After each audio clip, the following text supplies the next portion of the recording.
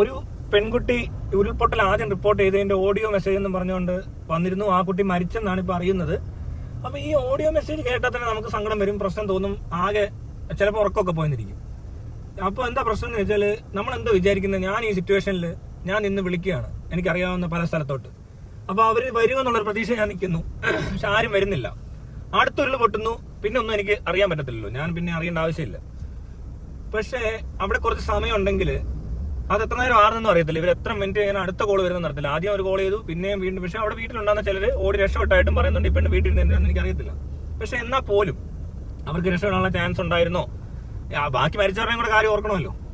അപ്പോൾ ആദ്യത്തെ പൊട്ടി കുറച്ച് സമയം ഉണ്ടാകുന്നു. അത് കഴിഞ്ഞ് പിന്നെ രണ്ടാമത്തെ കോൾ വരുന്നു. അത് കഴിഞ്ഞ് പിന്നീട് പൊട്ടൽ എത്ര മണിക്കാണ്, എത്ര മണിക്കൂർ ഗ്യാപ്പിലാണെന്നൊക്കെ അറിഞ്ഞാലേ ഇതിനെപ്പറ്റി കൃത്യം പറയാൻ പറ്റത്തുള്ളൂ. എങ്കിൽ പോലും ഇങ്ങനെ ഒരു കോൾ കേട്ടിരിക്കാനല്ലാതെ അവിടെ രക്ഷിക്കാൻ ആരാ പോകുന്നതെന്ന് ചോദിച്ചപ്പോൾ ഫയർഫോഴ്സും പോലീസും ആരുടെയൊക്കെ പോയി.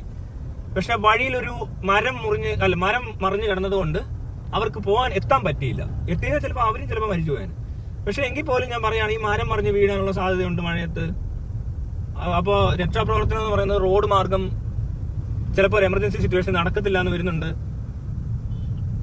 ഇങ്ങനെയുള്ളൊരു സിറ്റുവേഷനിൽ നമ്മുടെ എന്താ പറയുക, സംസ്ഥാനം പട്ടാളത്തെ ഒരു റിക്വസ്റ്റ് ഒക്കെ അയച്ച് പ്രത്യേക ഫോർമാറ്റിലൊക്കെ ഫില്ല് ചെയ്ത് അവരിവിടെ എത്തേണ്ട ഒരു പ്രത്യേക പരിപാടിയുണ്ട്.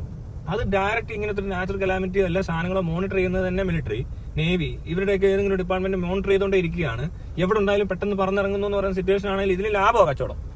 കാരണം ഇത്ര ആൾക്കാർ മരിക്കുന്നതിന് മുമ്പ് അവരാണ് പെട്ടെന്ന് ഈ പരിപാടി തീർക്കും. ഇപ്പൊ വലിയ പാലം പണിതു, എല്ലാം കഴിഞ്ഞിട്ടാണ് ഇത് പണിയുന്നത്. ഇത് വലിയ ഷോ ഒന്നും അല്ലത്. അവിടെ കുറച്ചുപേരെ രക്ഷപ്പെടുത്തിയിട്ടുള്ളൂ പറഞ്ഞു കഴിഞ്ഞാൽ. അതിന് മുന്നേ ഈ പരിപാടി നേരത്തെ ചെയ്യാൻ പറ്റത്തില്ല എന്നുള്ളത്, ഇത്ര സജ്ജമാണ് എല്ലാം പറഞ്ഞു കഴിഞ്ഞിട്ട് ഇത് നാട്ടുകാർ വിളിച്ചു പറഞ്ഞിട്ട് പോലും അവിടെ എത്താൻ പറ്റിയില്ല. നടക്കാത്ത കേസായിരിക്കാം, പക്ഷെ ചിലപ്പോൾ ഇത് നടക്കുന്നൊരു കേസ് ഉണ്ടെങ്കിലോ, ഇതിനിടയ്ക്ക് ഗ്യാപ്പിൽ 2 മണിക്കൂർ ഉണ്ടെങ്കിലോ, അല്ലെ 3 മണിക്കൂറുള്ള സിറ്റുവേഷൻ ഉണ്ടായാലോ, അപ്പോഴും ഇവിടെ ഇരുന്നുകൊണ്ട് റിക്വസ്റ്റ് ഒക്കെ പ്രിപ്പയർ ചെയ്ത് ഈ സംഭവം ഡീൽ ചെയ്യാൻ വരുന്നത് എങ്ങനെയാ? ഇവരുടെ സിസ്റ്റം വീക്ക് ആയതുകൊണ്ടാണ് സംഭവിച്ചത്. ഇവർക്ക് അറിയാവുന്ന പരിപാടി എന്ന് പറഞ്ഞാൽ ഇതെല്ലാം കഴിഞ്ഞ് എല്ലാം മരിച്ചു കഴിയുമ്പോൾ ഈ ഫോർമാറ്റ് ഒക്കെ ഫില്ല് ചെയ്ത് വരുത്താനൊക്കെ അറിയത്തുള്ളൂ. ഇതെന്തുകൊണ്ട് അപ്പം തന്നെ ഏറ്റവും ആദ്യം വരേണ്ട മിലിറ്ററി ആണെന്ന് ഞാൻ പറയത്തുള്ളൂ. അങ്ങനെയാണെങ്കിൽ ഇവിടെ ഡിസാസ്റ്റർ മാനേജ്മെന്റ് ടീം എന്തോരം അറിയത്തില്ല. അവരും ഈ പറഞ്ഞ പോലത്തെ ഹെലികോപ്റ്ററൊക്കെ എത്ര ഉണ്ടോ അതെല്ലാം പറഞ്ഞ് ഇവിടെ വരണം. അതാണ് നല്ലൊരു രാജ്യം ചെയ്യേണ്ടത്. അല്ലാതെ ആദ്യം അവിടുത്തെ നാട്ടുകാർ മൊത്തം ഓടിക്കൂടുന്നു, അവരെന്തോ കാണിക്കുന്നു, അത് കഴിഞ്ഞ് പിന്നെ പോലീസ് വരുന്നു, ഫയർഫോഴ്സ് വരുന്നു, പിന്നെ അത് കഴിഞ്ഞ് 2 ദിവസം കഴിയുമ്പോൾ 2 ദിവസം അല്ല, 1 ദിവസം 1.5 ദിവസം എടുത്തിരിക്കുന്നു പട്ടാളം വരാൻ. അതൊരു ഡിസാസ്റ്ററാണ്. അല്ലാതെ നാച്ചുറൽ കലാമിറ്റീസ് ഓക്കെ, അത് ചിലപ്പോൾ നടക്കുന്നതിനെ പറ്റി സൂചനകൾ കിട്ടണം. അത് കിട്ടുമ്പോൾ തന്നെ ഇവാക്യുവേറ്റ് ചെയ്യണം. അത് മിലിറ്ററി ചെയ്താലേ നടക്കത്തുള്ളൂ. ഇവിടെ ലോക്കൽ അതോറിറ്റീസ് വിചാരിച്ചിട്ട് നടക്കുന്നില്ല. അത് 2-3 പ്രാവശ്യമായിട്ട് എവിഡന്റ് ആണ്, ഫ്ലഡിൽ എവിഡന്റ് ആണ്, ഇപ്പോഴത്തെ ഈ പറഞ്ഞ ലാൻഡ് സ്ലൈഡിൽ എവിഡന്റ് ആണ്. ഇവിടുത്തെ ലോക്കൽ അധികാരികൾക്ക് ഇത് അറിയാനോ പ്രവർത്തിക്കാനോ അറിയത്തില്ല എന്നുള്ളതിന്റെ ഏറ്റവും വലിയ തെളിവുകൾ ഈ 2 പരിപാടി കണ്ടാൽ മനസ്സിലാവും. ഇവർക്ക് എനിക്കറിയത്തില്ല, ഈ കാലാവസ്ഥ നിരീക്ഷണവും അതുപോലെ തന്നെ ഇതുപോലത്തെ ഈ സംഭവങ്ങളൊക്കെ നടക്കാൻ സാധ്യതയുള്ളത് ഇതും ഒരു മനുഷ്യൻ ഉണ്ടാക്കിയെടുത്ത ദുരന്തമാണെന്ന് പറയുന്ന രീതിയിലാണ് വന്നുകൊണ്ടിരിക്കുന്നത്. കാരണം അലേർട്സും ഈ പറഞ്ഞ ഇത്ര എക്യുപ്മെന്റ്സും സാറ്റലൈറ്റും വേറെ നാസയെന്നും ISRO എന്നും ഒക്കെ ഉള്ള ഇൻഫർമേഷൻസ് ഒക്കെ ഇവർക്ക് പലയിടത്തും പല രീതിയിൽ കിട്ടുന്നുണ്ട്. പക്ഷെ ഇവർക്ക് ഇതിനകത്ത് അപ്പുറത്തോട്ട് എന്താണ് എന്നുള്ളത് ഇവിടുത്തെ ലോക്കൽ അല്ലെങ്കിൽ ഈ ഒരു പർട്ടിക്കുലർ ഏരിയ ഡീൽ ചെയ്യുന്നവർക്ക് അത്ര കൃത്യമായിട്ട് അറിയാത്തതുകൊണ്ടാണ് ഈ സാധനം വീഴുമെന്ന് ഇവർക്ക് മനസ്സിലാവാഞ്ഞത്. ഇതിനകത്ത് ഇത്രേ ഉള്ളൂ, ഈ പാറപ്പുറത്തിരിക്കുന്ന ഇങ്ങനെ പൊതിഞ്ഞു വെച്ചേക്കുന്ന മണ്ണ് ഉണങ്ങി ഫിറ്റ് ആയിട്ടിരിക്കുകയാണ്. ഇനി ഇപ്പൊ ഇച്ചിരി കുതിർന്നാലും അത് നല്ല ടൈറ്റ് ആയിട്ട് തന്നെ ഇരിക്കും. നിങ്ങളൊരു വലിയ ഒരു കാർഡ്ബോർഡിലോ വല്ലതുണ്ടല്ലോ, കാർഡ്ബോർഡ് വേണ്ട, ഇങ്ങനെ ഒരു എന്തെങ്കിലും ചുരുട്ടിയിട്ട് ഇങ്ങനെ ഈ കോൺ പോലെ ഉണ്ടാക്കിയിട്ട് ചുമ്മാ ക്ലേ എടുത്തു അല്ലെ കടലിൽ പോയിട്ട് ഇങ്ങനെ മണ്ണ് പൊത്തി വെക്കണം. എന്നിട്ട് കുറച്ച് വെള്ളം ഇങ്ങനെ ഈ മറ്റേ ഷവർ പോലത്തെ വല്ല സാധനം വെച്ചിട്ട് ഇങ്ങനെ ഒന്ന് നനയ്ക്കണം. അപ്പൊ ആദ്യം അതൊന്ന് സെറ്റായിട്ടിരിക്കും. അത് വെച്ചാലൊന്നും അത് വീഴത്തുന്നില്ല. പക്ഷെ അത് കുറച്ചു നേരം അങ്ങ് പതുക്കിയാ വീഴുന്നെന്ന് വിചാരിക്കുക. അതിനൊരു കണക്കുണ്ടെന്ന് വെച്ചോ, എന്തെങ്കിലും കണക്കാ അതിന്റെ സൈസ് അനുസരിച്ചിട്ട്. എനിക്ക് ഫിസിക്സ് കെമിസ്ട്രി മറ്റേ മാത്തമാറ്റിക്സ് ഒന്നും കൂട്ടി പറയണ്ട, അല്ലാതെ പറയാം. ഇങ്ങനെ അങ്ങോട്ട് ഒഴിച്ചിട്ട് എനിക്ക് അറിയത്തില്ല കേട്ടോ മറ്റേ പറയാം. അപ്പൊ ഇങ്ങനെ ഒഴിച്ചുകൊണ്ടിരിക്കുക, ഈ സാധനം നനഞ്ഞുകൊണ്ടേ ഇരുന്നാൽ ഇത് വീഴത്തില്ല. പക്ഷെ കുറെ വെള്ളം ഒന്നിച്ചെടുത്ത് ഇതേപോലെ ഷവറായിട്ടാ അതിങ്ങനെ തമത്തണ്ട. കുറച്ചുകൂടെ കൂടുതൽ ക്വാണ്ടിറ്റി വീണ് കഴിഞ്ഞാൽ ഇത് പതുക്കെ ഇങ്ങനെ താഴോട്ട് അങ്ങ് തെന്നി ഇറങ്ങുന്നു, അത്രയേ ഉള്ളൂ. അല്ലാതെ ഇതൊരു വലിയ മലയായതുകൊണ്ട് വ്യത്യാസമൊന്നുമില്ല. അതിനകത്ത് അത്രയും വെള്ളം നിറഞ്ഞിട്ട് ഇത് തെന്നുക. ഈ പാറയുടെ അടിയിൽ പാറയല്ലേ, ഈ അടുത്ത ലെയർ വലിയ പാറയല്ലേ, അതിനെ തെന്നിങ്ങി പോരും. അപ്പൊ ആ വെള്ളം അതിനകത്ത് അക്യുമുലേറ്റ് ചെയ്ത് വെച്ചേക്കുന്ന അത്രയും വെള്ളവും ഈ മണ്ണിന്റെ ഈ ചെളി, മണ്ണ്, കല്ല്, ഇതിരിക്കുന്ന എല്ലാ സാധനങ്ങളും, ഇതിന്റെ മുകളിൽ കല്ലുരുണ്ടിരിപ്പുണ്ട്. ഇതെല്ലാം കൂടെ തെന്നി ഒരു വരവാ. ആ തെന്നാൻ തുടങ്ങി കഴിഞ്ഞുണ്ടല്ലോ, ആ സൈഡിൽ നിന്നുള്ള ഇനി അതിന് താഴോട്ടുള്ള കൂടെ ഒന്ന് തെന്നാൻ തുടങ്ങും. പിന്നെ ഇങ്ങോട്ട് ഇറങ്ങി കഴിയുമ്പോൾ അതിൽ കൂടുതൽ സാധനം ഇങ്ങ് കൂടുക. ഇതിനകത്തോട്ട് ഇതിന്റെ ക്വാണ്ടിറ്റി കൂടിക്കൊണ്ടിരിക്കും. മോളിൽ നിന്ന് തുടങ്ങിയ 4 കല്ലായിരിക്കത്തില്ല താഴെ വരുമ്പോൾ, അതൊരു 16 കല്ല് കാണും. മനസ്സിലാവുന്നുണ്ടോ? അത്രേ ഉള്ളൂ. അത് സംഭവിക്കുന്നത് എങ്ങനെയാ? നിനക്കറിയാം, നീ ഈ ഷവർ പിടിക്കുന്ന ആളാണെന്ന് വിചാരിച്ചോണ്ട് ഈ മഴ കാണുമ്പോൾ ആ സെൻസ് വർക്ക് ചെയ്താൽ മതി. അവിടെ കണ്ട് ഇത്രയും വലിയൊരു ഷവർ വരുന്നുണ്ടെന്ന് ഇവന് മനസ്സിലാവണം. അപ്പോൾ ഉണ്ട് മനസ്സിലാവുന്നത് എന്താ, ഇത്രയും മഴ ഇവിടെ വന്നെങ്ങാനും പെയ്താൽ ഇവിടെ ഉള്ളവനെല്ലാം ചാവുമല്ലേ, ഇവിടെ ഇത്രയും സ്ഥലങ്ങളിൽ എവിടെയൊക്കെ പറ്റും നമുക്ക് പറയാൻ പറ്റത്തില്ല. മഴ തുടങ്ങുമ്പോൾ അത് തുടങ്ങുമ്പോഴേ മനസ്സിലാക്കാൻ പറ്റും ഇവിടെ മഴ പെയ്തു തുടങ്ങി, ഇവിടെ ഇത്രയും സ്പീഡിലാണ് വീണുകൊണ്ടിരിക്കുന്നത്. നമുക്കറിയാലോ നീ ഷവറിന്റെ ഇത് കൂട്ടുന്നത്. അപ്പൊ അത് മനസ്സിലാക്കാനായിട്ട് ഇത്രയും പുരോഗമിച്ച ടെക്നോളജി ഉള്ള കാലഘട്ടത്തിൽ ഇത് ചെയ്യാൻ അറിയാത്തവരിയ്ക്കുന്നോണ്ടല്ലേ? അല്ലാതെ ഇതിന് എക്യുപ്മെന്റ്സ് ഇല്ലാത്തതുകൊണ്ടാണോ? അല്ലെ ഇതിന് ഇമാർക്ക് സാറ്റലൈറ്റ് ഇല്ലാത്തതുകൊണ്ടാണോ? ഇത് അവിടെ നിന്ന് തുടങ്ങുമ്പോഴേ അറിയാം എവിടാ ഈ മറ്റേ കടലിൽ നിന്ന് ന്യൂനമർദ്ദം ഉണ്ടായി, എന്നിട്ട് ഇത്രയും വലിയ മേഘങ്ങൾ വരുന്നു, മേഘ വിസ്ഫോടനമാണ് നടക്കാൻ പോകുന്നത്. ഈ മേഘം അവിടെ നിന്ന് മോളിൽ നിന്ന് കാണുന്നുണ്ട്.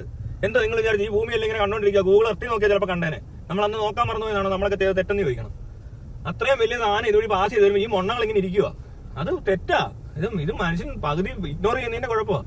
അപ്പൊ ഈ സാധനം പെയ്ത് തുടങ്ങിയപ്പോഴെങ്കിലും പറയണമെന്ന് ഈ പ്രദേശത്തുനിന്ന് മുഴുവൻ ആൾക്കാരും പോകണമെന്നാണ് പറയേണ്ടത്. കാരണം അങ്ങനത്തെ ഒരു പ്രതിഭാസം എപ്പോഴും അങ്ങ് നടക്കുകയല്ല, ഇത് വല്ലപ്പോഴും നടക്കുന്നുള്ളൂ. ഒരു എന്താ പറയാ, ഈ സംഭവത്തിലൊക്കെ ഉള്ള ഒരു വ്യത്യാസമില്ല, ഒരു ക്യാരക്ടറിലുള്ള വ്യത്യാസം മനുഷ്യന് കണ്ടാൽ നമുക്കറിയാലോ. ഒരു ദേഷ്യപ്പെട്ടു, അത് മനസ്സിലാക്കാൻ പറ്റും.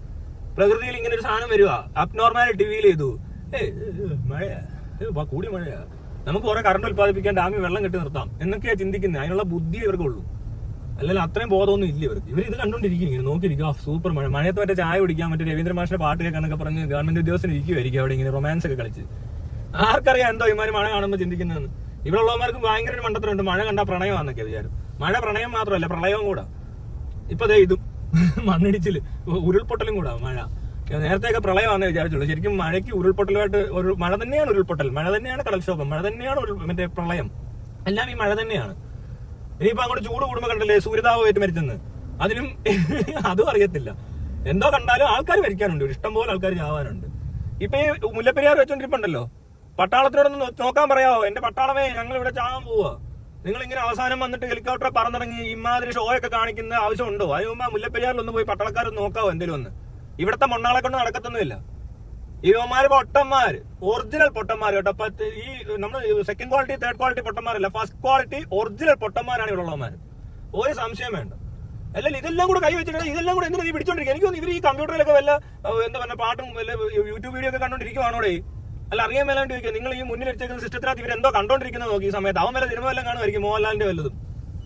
ആർക്കറിയാൻ വല്ല പുലിമുരുവനെ കണ്ടോണ്ടിരിക്കുവായിരുന്നോ എന്ന്? ബുദ്ധി മരവിച്ച് കാണും. അങ്ങനെ പൊട്ടന്റെ ഒക്കെ സിനിമയും കാണും. ആ പൊട്ടന്മാർ വരുമ്പോൾ വായും പൊളിച്ച് അവിടെ കിടന്ന് തുള്ളിച്ചാടുക പട്ടാളക്കാരൊക്കെ കൂടെ കൂടി. അതോ എന്തുതരം പട്ടാളക്കാരാണ് എന്തോ? മോഹൻലാലിനെ കാണുമ്പോൾ ആവേശം കൊള്ളാനുള്ള പട്ടാള നാണക്കേടാ കേട്ടോ. മോഹൻലാലിന്റെ പട്ടാളത്തെ കാണുമ്പോൾ ആവേശം വരേണ്ടത്, അല്ലാതെ പട്ടാളക്കാർക്ക് മോഹൻലാലിനെ കാണുമ്പോഴല്ല. ഇവനൊക്കെ എവിടെ നിന്ന് വന്നവനാണോ? അവിടെ നിന്ന് സെൽഫിയും കൂത്ത് എന്നിട്ട് പോസ്റ്റ് ചെയ്തേക്കെ ഒരു മണ്ടന്മാരാണോ വന്നതെന്ന് തോന്നിപ്പോയി. ഇമാർ എന്തോ ചെയ്യാൻ വന്നതാ? മോഹൻലാലിനെ കണ്ടപ്പോ എങ്ങനെയാണ് ഓടി വരുന്നത് അവിടെ നിന്ന് ഇവിടെ നിന്നൊക്കെ? ഇവിടെ ചുമ്മാ ഈ ഫാൻസുകാർ കൂടുന്നവരെ കൂടിയൊക്കെ നിന്ന് ഒരു ബറ്റാലിയൻ മൊത്തം.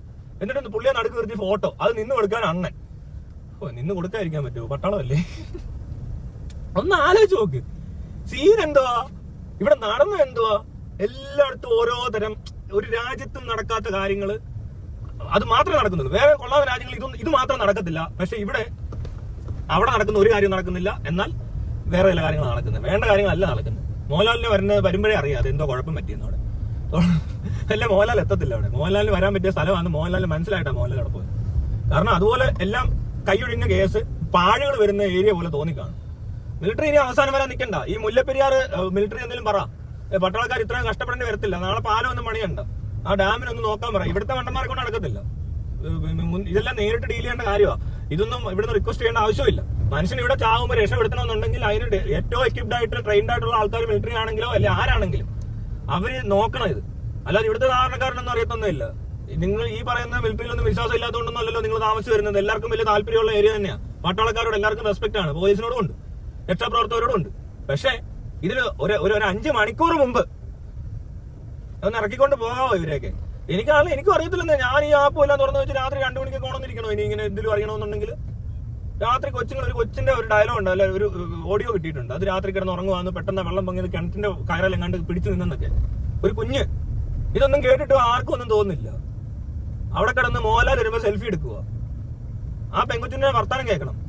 അതൊക്കെ കേട്ട് കഴിഞ്ഞാൽ ഈ പറഞ്ഞ എനിക്കറിയത്തില്ല, ഈ ഫേസ്ബുക്കിലുള്ള ഈ PR വർക്ക് ചെയ്യുന്ന പേജുകാർക്ക് എന്തെങ്കിലും കുഴപ്പമുണ്ടോ? ഓരോ നടന്മാരുടെ PR വർക്ക് എടുത്തേക്കുന്നവന്മാർ വർഷത്തിലൊരിക്കലും ഇമാർ 2 ലക്ഷം രൂപ കൊടുക്കുമെന്ന് തോന്നുന്നു. അപ്പോൾ പോസ്റ്റർ ഒട്ടിക്കില്ല പണി. ഓരോരുത്തന്മാരും കൊണ്ട് 25 കൊടുത്തു. അവന്റെ ഒരു മറ്റേ ഫോട്ടോ, മറച്ച ഫോട്ടോ, കൊച്ചിനെ പിടിച്ചിരിക്കുന്ന ഫോട്ടോ, ഭാര്യ ഭർത്താവ് കെട്ടി പിടിച്ചിരിക്കുന്ന ഫോട്ടോ, ഇതെല്ലാം കൂടെ അങ്ങോട്ട് ഇട്ടിട്ട് 25 കൊടുത്തു, നന്ദി കേരളം നിങ്ങളോട് നന്ദി പറയുന്നത് എന്ത്? അതങ്ങനെ കുറെ വാണങ്ങള്, ലോക വാണങ്ങളാണ് കേട്ടോ നിങ്ങൾ. ഈ ഓൺലൈൻ മീഡിയ എന്ന് പറഞ്ഞുകൊണ്ട് ഈ സാധനം പോസ്റ്റ് ചെയ്യുന്നത് ഓരോ നടന്മാരുടെ 25 ലക്ഷം ഇട്ട് 25 ലക്ഷം തൊലിച്ചെന്ന്. ഇവിടെ അതിൽ കൂടുതൽ പൈസ കൊടുത്തിട്ടുണ്ട്. നീയൊക്കെ എന്താ ഈ നഴ്സിംഗ് അസോസിയേഷൻ 5 കോടിയാണ് കൊടുത്തത്, മോഹൻലാൽ കൊടുക്കാന്ന് പറഞ്ഞിട്ടേ ഉള്ളൂ. അതെന്താ അവരുടെ കാണിക്കാത്തെ? എന്താ അവരുടെ തൊഴിലെടുത്തുണ്ടാക്കുന്ന പൈസയുടെ അല്ലാതെ ഇങ്ങനത്തെ ഇവരുടെ പകുതി കള്ളപ്പണോ?